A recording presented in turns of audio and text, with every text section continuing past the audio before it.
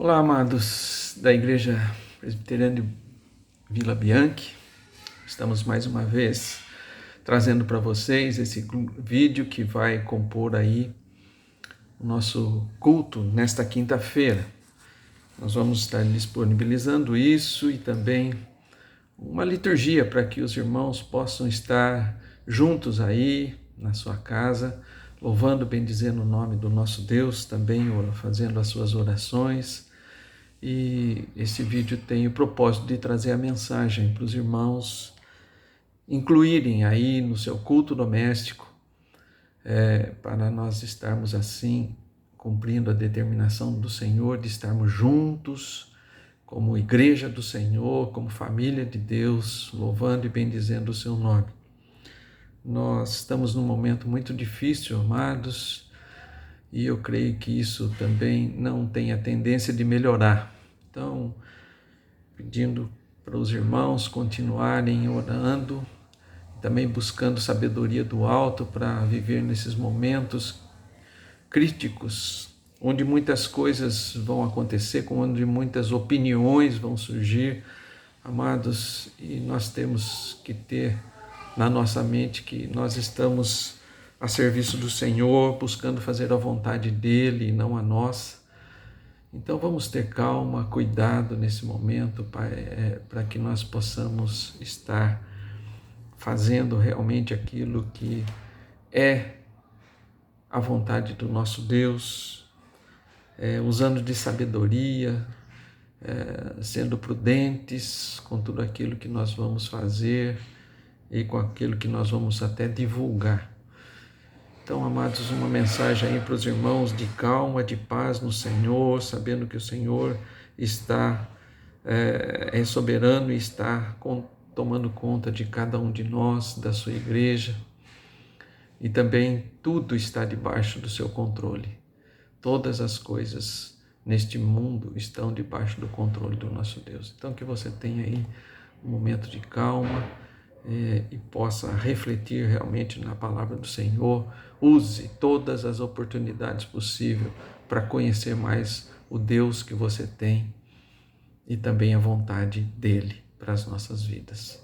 Mas nós vamos estar buscando na palavra de Deus para a nossa reflexão. A nossa reflexão está em torno da unidade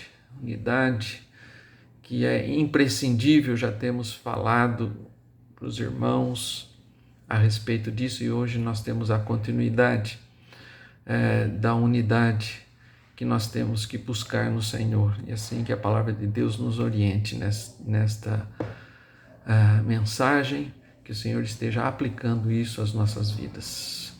Convido os irmãos que abram as suas Bíblias na carta de Paulo aos Efésios, capítulo 4, 13 e 14. Eu vou fazer o vídeo, amados, de uma forma sem interrupções, mas se os irmãos entenderem que vai ficar um pouquinho cansativo, então interrompam, cantem alguns cânticos, orem ao Senhor, depois voltem para terminar de ouvir a mensagem. Então, Efésios capítulo 4, apenas 2 versículos, os versículos 13 e 14, a palavra do Senhor nos diz assim: até que cheguemos todos à unidade da fé e do pleno conhecimento do Filho de Deus, à perfeita varonilidade, à medida da estrutura da plenitude de Cristo, para que não mais sejamos como meninos agitados de um lado para outro e levados ao redor por todo o vento de doutrina, pela artimanha dos homens, pela astúcia com que induzem ao erro. Em primeiro lugar, amados, entender que quando nós estamos estudando aí a carta aos Efésios, na questão da unidade, temos alguma coisa interessante para observar. Aí mesmo em Efésios, no mesmo capítulo 4, quando nós olhamos para o versículo 5, dá uma olhada aí, nós vemos uma declaração de Paulo, que nós temos na realidade um só Senhor, nós temos uma só fé, temos um só batismo. E aqui no verso 13, ele diz: até que cheguemos à unidade da fé. Se nós já temos uma só fé, um só Senhor e um só batismo, pode parecer uma contradição agora, nesse versículo 13, Paulo estar dizendo que nós temos que chegar à unidade da fé. Se nós já temos, né? Por que nós precisamos chegar à unidade da fé? Amados, o fato é que Efésios 4:5, Paulo está tratando ou se referindo à fé salvadora, a justificação pela fé, que é o primeiro passo rumo à unidade do pleno conhecimento do Filho de Deus. Nós não podemos falar em unidade se nós não tivermos realmente a experiência da fé salvadora em Cristo Jesus. Se Jesus Cristo efetivamente e verdadeiramente não nos salvar, amados, nós não temos como caminhar para a unidade. Aqui no versículo 13, a declaração chegar à unidade da fé tem a ver com dizer e crer na mesma coisa ou na mesma doutrina. É sermos um na verdade de Deus, na sã doutrina. É isso que Paulo está dizendo. Quando nós temos a mesma fé, amados, quer dizer que quando Cristo trabalha isso nas nossas vidas, quando Ele aplica em nós a fé salvadora, amados, nós já temos, e essa jamais será deixada da nossa vida. Se nós passamos por esta fé salvadora, amados, há um segundo passo, né, que nós precisamos desenvolver, que é a fé doutrinária, a fé do conhecimento de Deus através da sua palavra. Nessa perspectiva, amados, a igreja deve usar das suas reuniões, a igreja local, eu estou me referindo, deve usar das suas reuniões sempre visando principalmente a unidade da fé. A revelação está na palavra escrita de Deus e é o Espírito Santo que aplica essa palavra nas nossas vidas. Ou seja, é a ação do Espírito que nos ajuda, que nos esclarece, que ilumina as nossas mentes para que nós entendamos a revelação de Deus para as nossas vidas. É essa fé que nos leva ao pleno conhecimento de Deus, como diz o texto. É essa fé que nos faz desenvolver a nossa salvação. Na conversão, amados, a fé salvadora nos faz conhecermos a Cristo como Salvador. E aqui no verso 13, Paulo está falando da fé doutrinária, se assim nós podemos dizer, que é a fé que nos faz buscar conhecimento e fazer de Cristo o Senhor das nossas vidas. Fé salvadora faz de Cristo o nosso Salvador. A fé doutrinária, se nós podemos chamar assim, é a fé que faz de Cristo o Senhor das nossas vidas. A Bíblia fala deste mesmo tipo de conhecimento em várias epístolas de Paulo, e nós vamos ter alguns exemplos. Se você quiser procurar, não tem problema, pode procurar na sua Bíblia. Mas eu vou ler o versículo aqui, para que o intuito é de nós entendermos o que é que a Bíblia fala a respeito desse conhecimento que nos leva à fé de fazer Cristo o Senhor das nossas vidas. Então nós vamos lá. Primeiro é Filipenses 3, 10 e 12. Então é Paulo falando em outra carta a respeito do mesmo assunto. Filipenses 3, 10 e 12, ele diz assim: para o conhecer, quer dizer, a Cristo, e o poder da sua ressurreição, e a comunhão dos seus sofrimentos, conformando-me com ele na sua morte, para que, de algum modo, alcançar a ressurreição dentre os mortos. Então Paulo está falando desse conhecer, dessa fé que nos move a buscar cada vez mais fazer de Cristo o Senhor da nossa vida. Também na mesma carta que nós estamos aí trabalhando, Efésios, no capítulo anterior, capítulo 3, versos 18 e 19, se você puder acompanhar, acompanhe.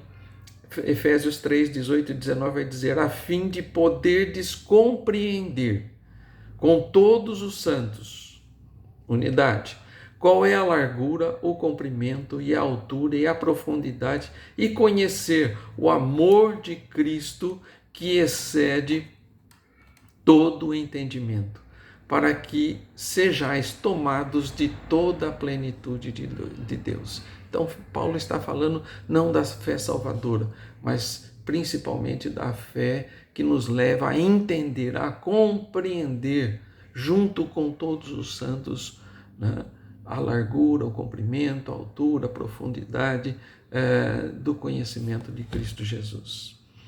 João também vai trabalhar esse assunto, e eu vou só mencionar dois capítulos de João aqui. O primeiro está já no capítulo 1.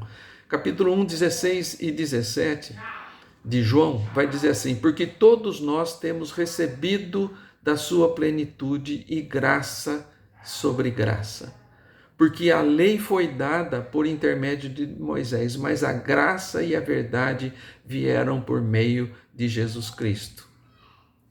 João vai na mesma linha, né, dizendo do nosso conhecimento a respeito da lei e também da graça em Cristo Jesus. No outro capítulo de João, João 6, 56 e 57, ele diz assim: quem comer a minha carne e beber o meu sangue permanece em mim e eu nele. Assim como o Pai que vive me enviou, e igualmente eu vivo pelo Pai, também quem de mim se alimenta, por mim viverá.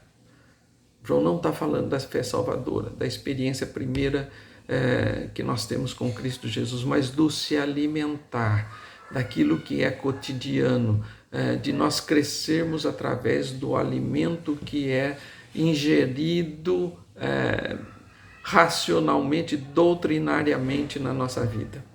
Tanto Paulo como João ressaltam que o conhecimento de Cristo tem a ver com estar recebendo continuamente algo do seu poder, recebendo continuamente, alimentando-se, né, do seu poder, da sua energia, da sua graça. Quando estamos recebendo essas coisas, é sinal que estamos em Cristo, vivendo nele, de acordo com a palavra dele e dela se alimentando.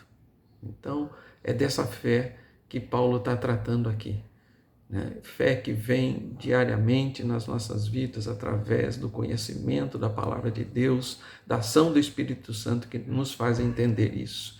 Assim, amados, também outra figura que Jesus usa é o ramo que está enxertado na videira, recebendo vida do tronco. É o cristão em relação a Cristo.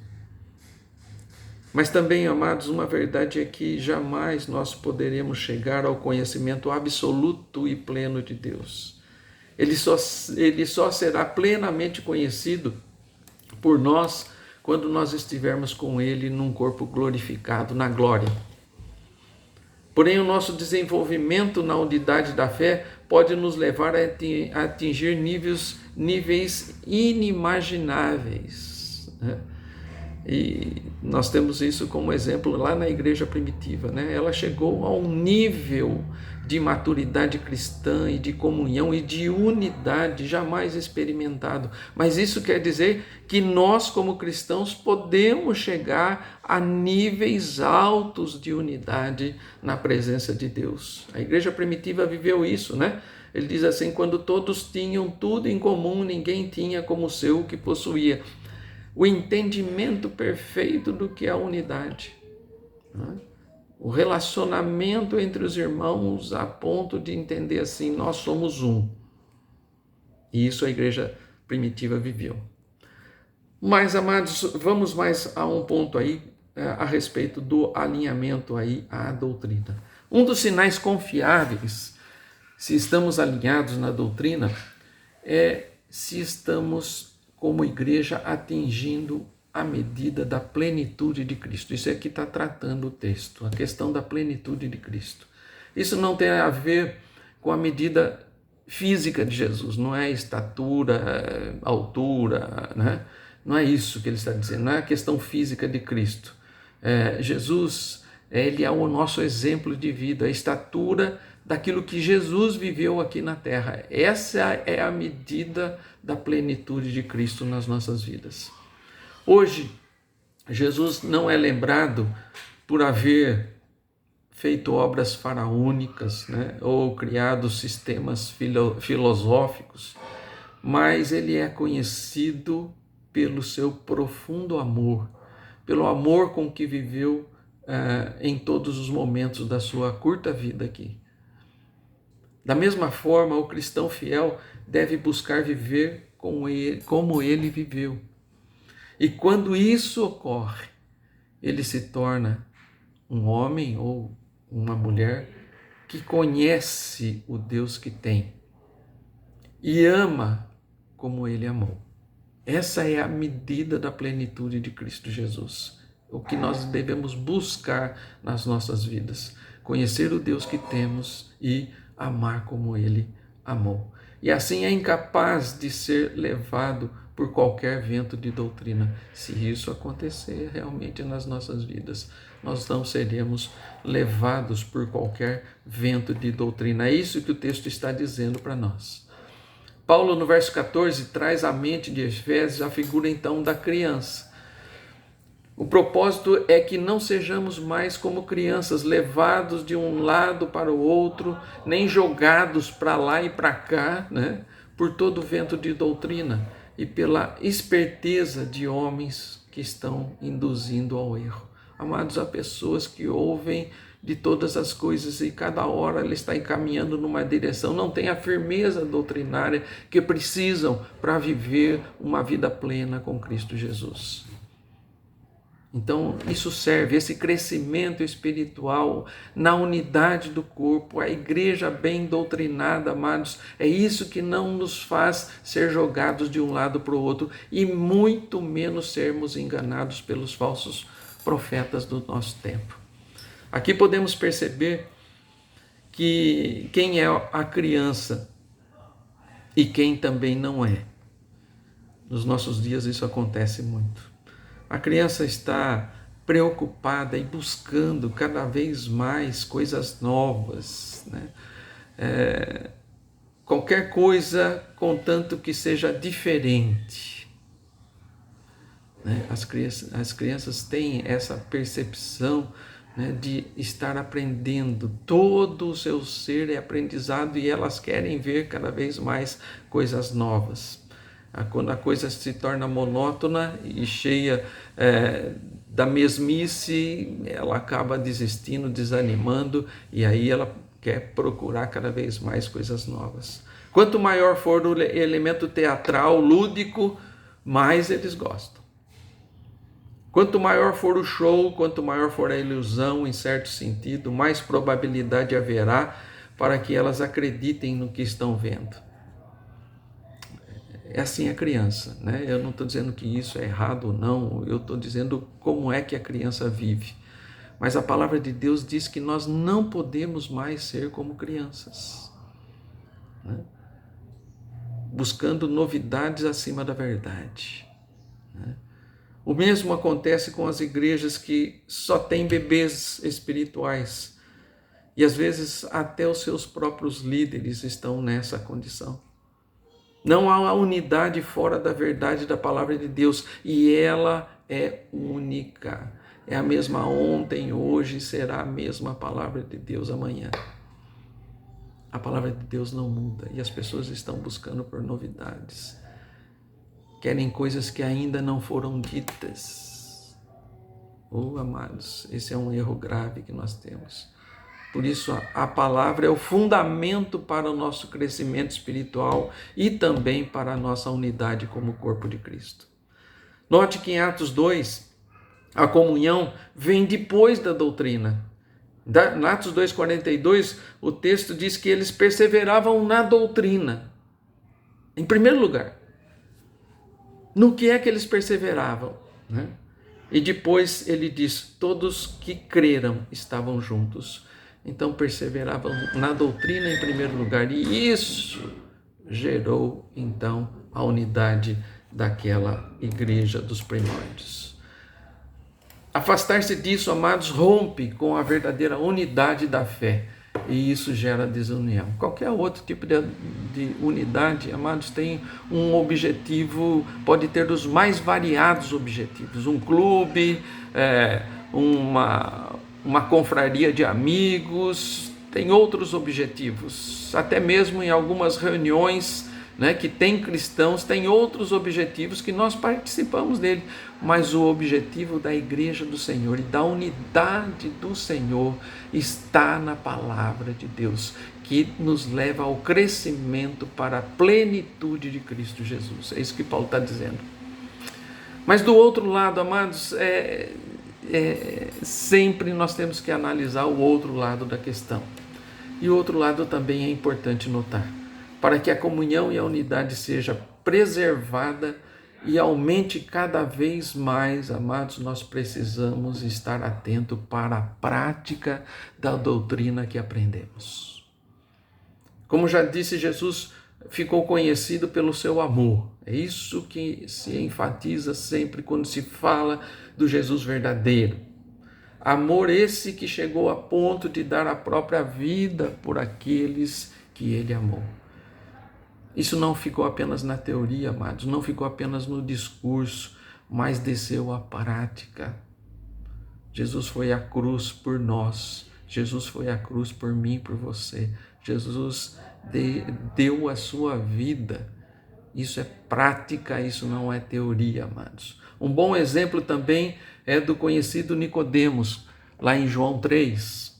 Ele era alguém que conhecia profundamente a doutrina e os ensinos da palavra, mas que se distanciou da prática e não permitiu que o conhecimento que tinha baixasse ao seu coração e às suas mãos. Faltava ali a transformação necessária, faltava ali um novo nascimento, faltava ali morrer para esse mundo e nascer para a vida plena em Cristo Jesus. A conclusão que chegamos, amados, estudando esses 2 versículos, é que estamos numa caminhada juntos. Unidade não é individualidade. O texto começa dizendo até que cheguemos. Isso é plural. Não dá para caminhar sozinho. Para ter uma unidade é preciso caminharmos juntos na fé e no conhecimento de Deus. Não dá para sair correndo na frente sem olharmos para o nosso irmão e as suas necessidades e nos compadecermos e buscar formas de socorrê-lo, de estender a mão, de ajudá-lo nas necessidades, naquilo que for preciso, para que eles também cresçam. Até que cheguemos todos nós. É isso que está dizendo o texto. Mas também, amados, do outro lado, como eu disse, não dá para ficarmos para trás, achando que as coisas vão cair do céu, que eu não preciso desenvolver a minha salvação, que eu não preciso conhecer mais da palavra de Deus. Conhecimento da palavra de Deus é necessário e nós precisamos nos esforçar para isso, por mais difícil que isso possa parecer a algumas pessoas. Em qualquer desses casos, amados, somos comparados a meninos agitados, batendo cabeça, arrumando intrigas, desavenças e comprometendo a unidade do corpo que é a igreja do Senhor Jesus. Tem uma frase de um comentarista, amados, que ele diz o seguinte: unidade nas questões essenciais, liberdade nas não essenciais e amor em todas as coisas.